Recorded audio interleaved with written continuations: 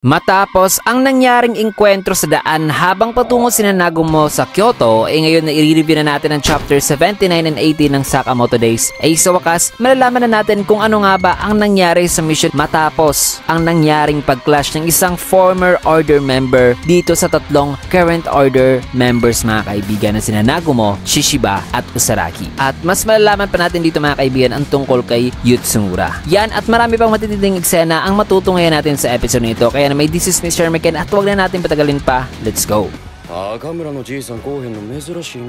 Nagsimula ang chapter dito sa Kyoto, Arashiyama, na kung saan ay sabi rito ni Shishiba na iniisip niya raw noon na parang kakaiba raw talaga na nagpadala ang JAA ng tatlong order member para sa isang misyon na dahil dyan ay alam niya na ibang klaseng assignment daw itong makakaharap nila. Sabi naman ni Nagumo na kung ang target daw nila ngayon ay ang former order member na si Yutsumura, ay mukhang medyo mahihirapan daw sila rito. Nasabi naman ni Usaragi na mukhang malaking assignment daw pala ito, in which ay naman kay Nagumo na oo, kaya gawin daw nila ang kanilang best. Tanong naman ni Shishiba na kayong dalawa, siniseryoso niyo ba talaga ang sitwasyon na ito? Nasagot naman ni Usaragi na kailangan na raw nilang tapusin ang misyon na ito para makakain na raw sila ng tofu. Dagdag pa ni Nagumo na oo, masaya yan kasi gusto rin daw niyang pumunta sa bahay ni Shishiba. In which ay sabi naman ni Shishiba na makinig kayo. Kung hindi kayo magiging maingat sa misyon na ito ay mamamatay talaga kayo. Matapos niyan ay bumili naman sina Usaragi ng souvenir na pagkain na sabi naman ni Shishiba na ha? May bumibili ba raw talaga sa pagkain na yan? Na nantinikman ni na Usaragi ang pagkain nito, ay sabi naman ni Usaragi na kakaiba raw ito sa ini-expect niya. Nasabi naman ni Nagumo na matigas daw ito. Na ayon naman kay Shishiba na oo, kailangan niyo pang sabihin kasi na gusto niyo nung Nama Yatsuhashi, kung gusto niyo nung malambot. Nasabi naman ni Usaragi na pero sinabi niya raw kasi na Nama, na realizing na parang walang gana itong si Shishiba habang nagsasalita itong si Usaragi, ay sabi naman niya na wag daw manatiling nakasimangot ito, na dapat ay i-enjoy daw nito ang kanilang kaunting pagta-travel ngayon. Nag-agree naman si Nagumo na sabing oo nga, parang nagiging cagey na raw kasi itong si Shishiba. In which ay sabi naman ni Shishiba na ano? Tinatawag niya itong kaunting pagta-travel? Nasabi naman ni Nagumo na sa tingin niya ay nagigets na raw ngayon sa kung bakit wala raw sa mood itong si Shishiba. Sagot naman ni Shishiba na pwede bang tumahimik ka? Natugon naman ni Nagumo na ang dahilan sa kung bakit parang wala raw sa mood itong si Shishiba ngayon ay dahil kailangan daw nitong patayin ang kanyang senior, which is si Yutsumura mga kaibigan, na ang siyang tumulong daw pala noon kay Shishiba na magsimula muli. Nasagot naman ni Shishiba na mali ka, sira ulo. Tanong naman ni Usaragi na di ba mabuting magkaibigan daw noon si Shishiba at Mr. Yutsumura? Napaliwanag naman ni Shishiba na hindi raw ganyan, na nung kakasimula pa raw niya na bago pa lang daw siyang mapabilang sa order ay sinasama raw siya ni Yutsumura sa mga misyon na may hirap na misyon daw talaga. Nasabi naman ni Nagumo kay Usaragi na parang ang relasyon daw ni Yutsumura at Shishiba noon ay parang si Shishiba raw at itong si Usaragi ngayon. Tanong naman ni Usaragi kay Nagumo na bakit nag-quit daw noon si Yutsumura? Paliwanag naman ni Nagumo na may isang assignment daw kasi si Yutsumura noon na kung saan ay sumablay daw ito dahil na nagalit daw ang JAA sa kanya at nagbigay daw ng order na patayin ito. Nasabi naman ni Usaragi na pero buhay pa siya, diba? Kaya sagot naman ni Shishiba na oo. Ang mga assassin noon na hinire daw para patayin si Yutsumura ay sumablay at nakatakas daw tuloy si Yutsumura at tuluyan na raw nawala na walang kahit na anumang trace na naiwan. In which ay tanong naman ni Nagumo na pero bakit ngayon daw? Bakit nag-appear daw ngayon itong si Yutsumura? Na matapos ang eksenang yan mga kaibigan ay sa sumunod naman na panel, may kita itong si Mr. Yutsumura na umiinom ng sake. Katabi niya ang isang babae na nagpi-play ng biwa. At may tatlong lalaking kumausap ngayon sa kanya na sabing Mr. Yutsumura, hindi ka namin mapagkakatiwalaan. Sinunod namin ang mga sinabi mo pero anong sukli? 8 sa mga kasamahan namin ang namatay. Bakit di nyo sinabi sa amin na ang order ay mga halimaw pala? Di naman sumagot si Yutsumura at uminom lang ng sake. Na sabi naman nitong isa na silang lahat daw dito ay may nakatanim daw talaga na sama ng loob sa JAA. Na silang lahat ay nakaka-relate daw sa doktrina ni X. Na kung hindi raw sang-ayon dyan si Yutsumura ay patawad. Pero dito na raw sila maghihiwalay ng landas. Kaya sumagot naman si Yutsumura na sabing pagtatanim ng galit. Maganda ba raw talagang motibasyon niyan? Na kung mawawasak na raw ang JAA then magiging malaya na raw siyang makakalakad sa ilalim ng araw. Na diba napakaganda raw niyan? Maya-maya pa tinumba naman ng mga lalaki ang mesa ni Yutsumura at tinutukan siya ngayon ng baril na sabing mga revolutionaries kami at sa tingin namin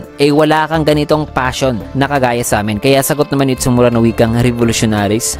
Anong klaseng biro yan? Makinig kayo, ang assassin ay walang lasa, walang amoy, na napaka-bland daw. na kinakailangan daw nilang maging invisible sa kanilang intensyon na pumatay. Sabay ininom na ni Utsumura ang kanyang sake na matapos niyan ay mabilis na pinalabas ni Utsumura ang kanyang armas na pumutol naman sa kalahating katawan nitong tatlo. Na sa sobrang bilis ay di nila namlayan na putol na pala ang kanilang kalahating katawan at di lang itong tatlo, pati na ang dalawa pang lalaki na nasa likod pala ng pinto dito sa likuran ni Utsumura na naputol din ang kanilang kalahating katawan. May kita naman ng mga dugo na humalo sa sake habang si Utsumura ay nagsalita naman na sabing sinali kita kanina sa mga puputulin ko. Sapagkat despite sa intensyon ni Utsumura na putulin din ang katawan ng lahat ng tao na nandirito pati na ang babae kanina na nagpe-play ng biwa, kamangha-mangha mga kaibigan dahil buhay pa ang babae na sabing gustong-gusto niya raw talaga ng pulang kimono noon pa. Kaya ay nagpapasalamat siya rito kay Utsumura kasi namansyahan na ng dugo ang kanyang kimono. Tinignan lang naman ni Utsumura ang babae, maya-maya pa'y ang dugo na tumalsik sa ceiling ay tumulo naman at napunta sa sake cup ni Utsumura na nagpainis naman sa kanya. Kaya sabi naman itong babae na gusto mo bang bigyan kita ng bagong sake? Kaya sagot naman ni Utsumura na wag na, ayaw kong masayang ito. Sabay ininom na niya ito. Matapos niya na sumunod naman na eksena dito sa dorm ay nagsalita naman si Amane na sabing ang JAA ay mga masasamang tao raw talaga na dapat daw silang mamatay. Napasabi naman itong tatlo kay Amane na may pamilya ako sa JAA. Itong isa naman ay may kuya raw na nagtatrabaho doon. Kaya sabi naman itong isa na dapat daw mamatay ang lahat ng nasa JAA na diba parang napaka-extreme daw niyan.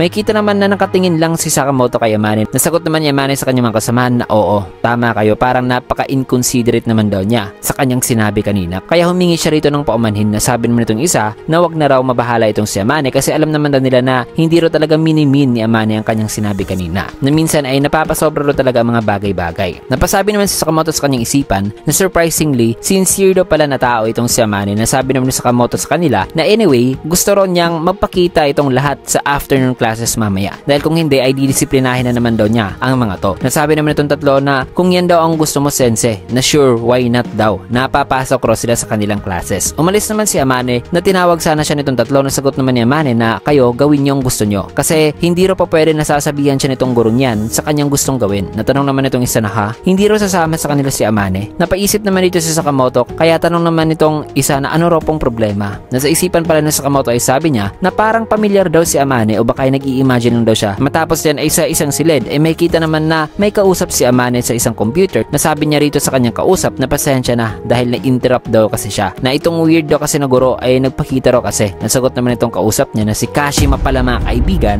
na sabing walang problema kasi bilang estudyante ay ang paaralan daw ang main focus nito. Na halos lahat daw ng bagay ay wala rong importance talaga kumpara sa matututunan pa lamang nitong si Amane habang bata pa ito. Kaya tanong naman ni Amane na kung susundin lang daw talaga niya ang mga sasabihin nitong si Kashima ay makakasali ba raw talaga siya sa grupo nila. Nasagot naman ni Kashima na syempre naman daw kasi nasa proseso raw sila ngayon ng pagre-recruit ng mga bagong miyembro. Pero may gagawin daw talaga muna silang maliit lang na initiation test at yan ay ang wasakin daw ang database. Natapos sa eksenang yan ay sa sumunod naman na panel, may kita naman si Akira na diring-diri ngayon na kumakain ng JCC rice bowl pero pinipilit niya pa rin ang kanyang sarili kasi bastos daw kasing hindi ito ubusin lahat. Balik dito kina Amane ay sabi rito ni Kashima na kung alam daw ni Amane sa kung kaninong data raw ang nasa JCC database ay medyo inconvenient daw yan sa kanya. Nasagot naman ni Amane na ang database isang urban legend lang yan dito. Natugon naman ni Kashima na well, sabi nila kung may usok daw ay mayroon din daw ang apoy. Matapos niyan ay inilipat naman ang eksena dito kina Shin na sabing di ba papasok ka na sana sa mga klase ngayon. Sagot naman ni Seba na ang Research Institute students ay wala raw masyadong classes. Tanong naman ni Shin na Research Institute students. Paliwanag naman ni Seba na para raw itong grad school program na mas mataas pa raw sila sa mga undergrad students na kagaya ni Shin. Kaya sabi naman ni Shin na so senior pala kita. Sinabihan naman ni Seba si Shin na wag daw masyadong i-tilt nitong si Shin itong hawak-hawak niya kundi sasabog daw ito. Kaya sabi naman ni Shin na ano? Bakit di mo yan sinabi kanina pa? Wag kang gumawa ng mga ganitong kadelikadong bagay na sa isipan naman ni Seba ay iniisip niya sa kung gaano pa raw kaya katagal tatambay rito si Shin. Maya-maya pa'y dumating naman ang lalaki kanina na ginulpi ni Shin na sabing sa wakas ay nahanap na kita Natsuki. Minelt mo ang weapon ko ano? Kaya sagot naman ni Seba na hindi ko kasi matiis senpai. Napagalit namang sagot nito na ano bang ibig sabihin mo? Paliwanag naman ni Seba na well, para raw kasi makagawa ng isang alloy na kasing pure daw sa weapon nitong kanyang senior ay kinakailangan daw niya ng isang pambihirang skill talaga na kagaya ng kanyang senior na hindi niya raw kasi nagagawa ang mga ginagawa nito. Na nang nasabi ni Natsuki ay biglang naging masaya itong kanyang senior mga kaibigan na sabing, well, siguro ganyan nga talaga. Sa susunod, kausapin mo muna ako para maintindihan talaga kita. Sagot naman ni Seba na totoo ba? Isang karangalan yan. Parang kailangan ko yata ng kape ngayon. Dito naman kay Shin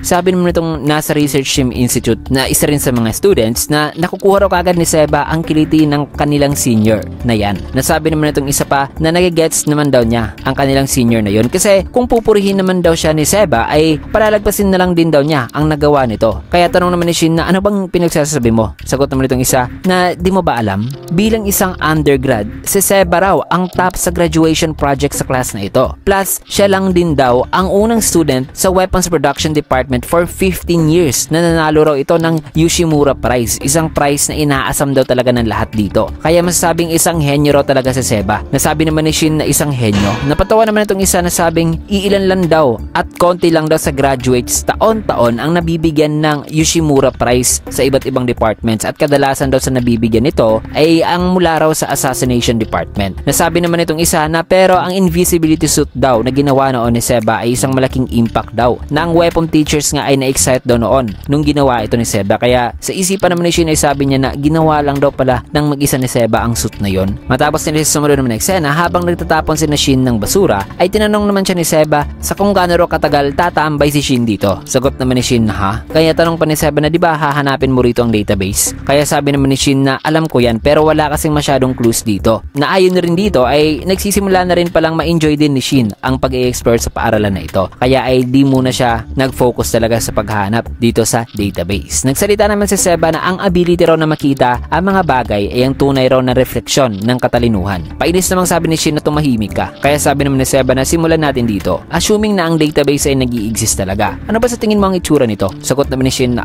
parang isang journal-like na notebook na nasa loob ng isang safe o para bang nasa loob ito ng isang secret library na mga kagaya raw niyan. Kaya sabi naman ni Seba na kung ganon, pagpalagay na natin na isang notebook sa kada student ang data na ang 1,000 student ay ita times 50 years daw nila. Na base sa total na makukuha nila, kung ganyan daw kadaming notebooks ang nakastock mga kaibigan, upang magkasya ang lahat ng yan, kinakailangan daw nila ng isang space na singlaki raw ng isang maliit na manga cafe. Kaya tanong naman ni Shin na, so ano ngayon? Kaya dagdag naman paliwanag ni Seba na so maliwanag na ang data sa database ay naka-digitize na raw. Otherwise, natagpuan na raw sana ni Shin ang database kung nasa physical form ito at hindi digital mga kaibigan. At ang pagre-research pa naman daw ng isang hard disk o hard drive o pati USB dito sa buong paralan ay parang paghahanap na rin daw ng karayom sa damo. Na ang idea sa paghahanap sa pamagitan ng physical na paghahanap ay napaka-ridiculous daw talaga ayon kay Seba. Na ang tanging paraan lang daw ay ang hanapin daw talaga ang taong maaring may impormasyon sa database. Nasimulan daw nitong si Shin sa isang teacher na pinakamatagal na raw nagtuturo rito. Mga salitang nagpakuha naman sa atensyon ni Shin. Nasabi naman ni Seba na of course ay i-keep daw niya ang kanyang distance mula sa na nang nagsasalita pa siya ay mabilis nang umalis si Shin at nagpasalamat sa kanya. Nagsalita naman itong isang janitor na energetic daw ang kaibigan nito. Kaya binati naman ni Seba ang janitor at tinanong ito kung may alam ba raw ito sa database. Tumawa naman ang janitor na sabing database. Naalala niya raw tuloy ang kanyang nakaraang memories dyan. Maya-maya pa napansin naman ni Seba na nag-ring ang kanyang cellphone na tumawag pala rito si Mafuyo. Matapos niya sa sumunod naman na panel dito sa isang class, nagsalita naman isang instructor na sabing dapat ikaw talaga ang magiging isang simbolo ng hindi na detect daw na aggression. Ito raw ang fundamental na ideal ng JCC na marami raw estudyante ang hindi raw nakakagets ito na hindi naman daw sila mga martial artist o mga barumbado sa daan na mga assassins daw sila. Kaya kailangan daw nilang mag-blend sa paligid, sa syudad,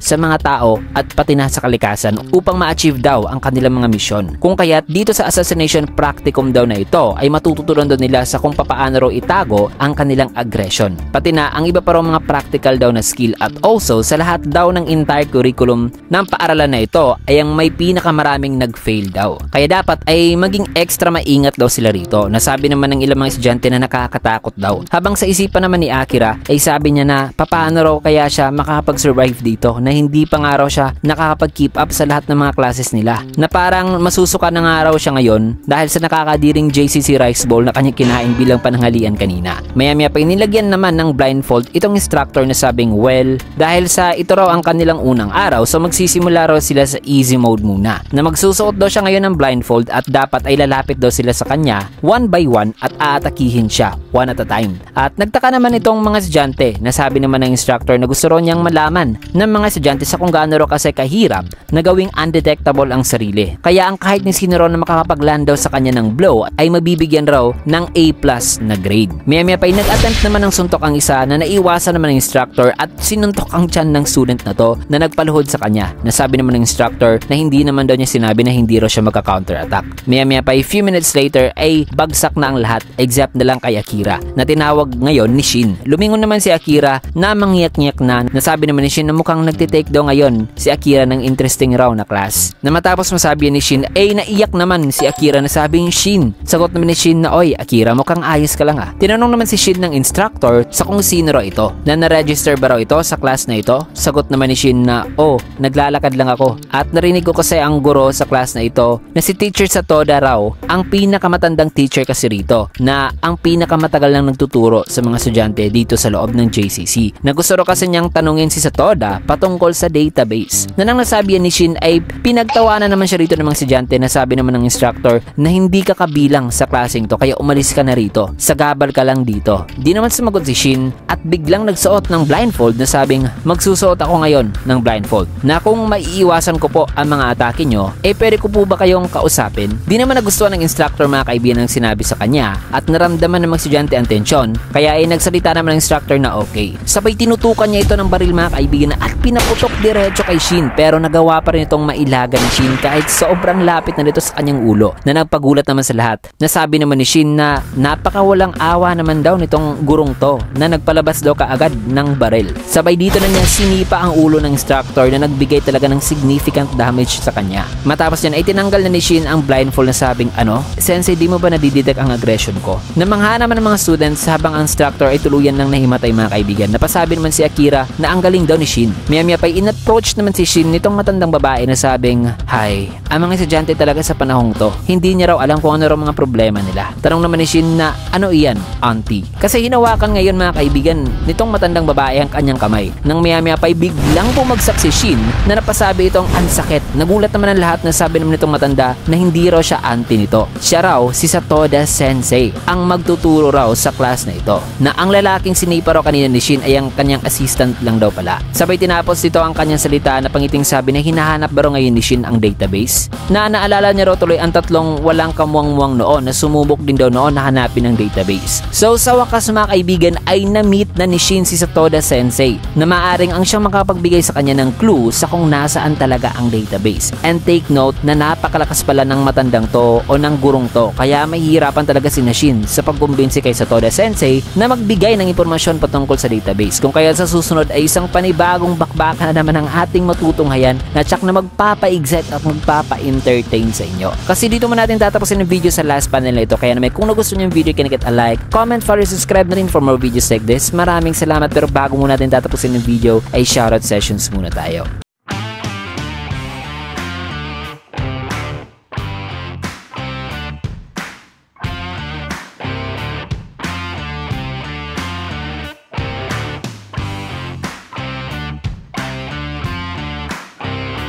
Ayan, maraming salamat and see you guys again on my next video.